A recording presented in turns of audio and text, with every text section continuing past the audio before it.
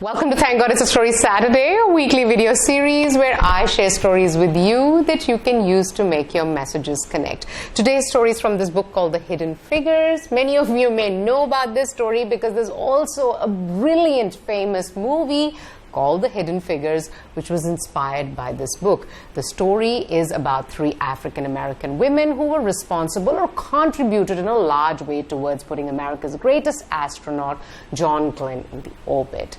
Now, the story that I'm sharing with you today is at a point where one of the main characters, Dorothy Vaughan, moves from her hometown to Newport to work at the Langley Memorial Aeronautical Laboratory. She talks about her experience of actually from where she lived to getting to a laboratory in the bus. She says the rules around transportation at that time were such that the front door of the bus was used by white people to enter and exit, and the back door was used by black people to enter and exit.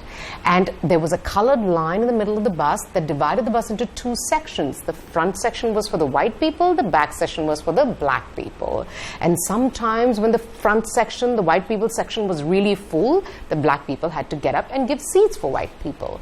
Now the challenge was that many a times there was shortage of conductors, so there was no one manning the back door. Black people had no choice but to enter through the front door, which would lead to them, pushing and pulling and getting to the back section. And sometimes due to chaos and traffic and a lot of people in the bus, the white people would find themselves at the back of the bus and they would have to do the same thing, jostle their way back to the section that they belong to. The point she makes is a brilliant point, actually. She says, if the segregation laws were designed to reduce friction by keeping the races apart, in practice they had completely the opposite effect.